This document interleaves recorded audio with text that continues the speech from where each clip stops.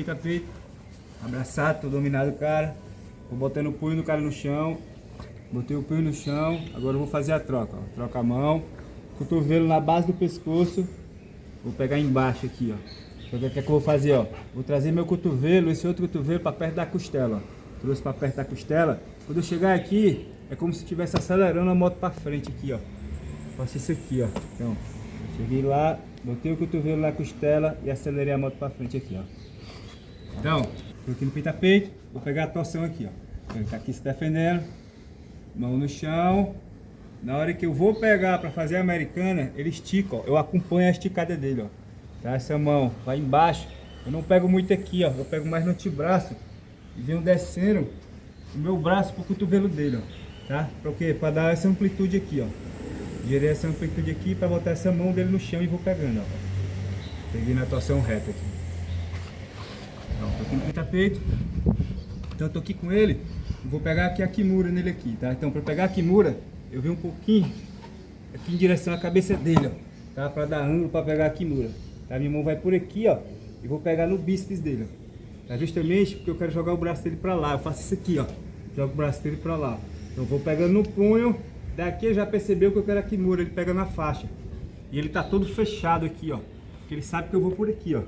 Para pegar a kimura dele. Então o que é que eu faço? Vou trazer o cotovelo dele para mim, ó. Na hora da luta eu trago o cotovelo dele para mim, ó. E essa mão aqui vai entrar, ó. Essa mão entrou e pega no meu punho. Então, quando eu cheguei lá com os domínios, agora eu vou adiantar a perna.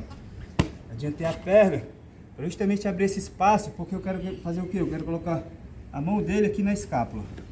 Eu vou quebrar essa pegada. Eu jogo para frente e trago para mim. Trouxe para mim e vou jogando a mão aqui na escápula. Então, tô aqui no peito a peito com ele, ó. Cheguei no peito a peito. Então, eu quero pegar a kimura, tá? Quero pegar a kimura e transitar pro armlock, tá bom? Então, eu vou aqui para lateral com ele. Entrei a mão, como se fosse pegar a kimura e desço com a mão dele, ó. Quando ele percebeu aqui que eu quero a kimura, ele vai na faixa, certo? Então, vou lá, trago o cotovelo dele para mim e entro, ó.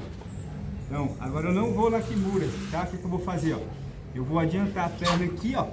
Como se fosse pegar uma kimura e eu vou rotacionar. Eu vou rodando aqui, ó. Rodei, ó. Rodei, vou descer.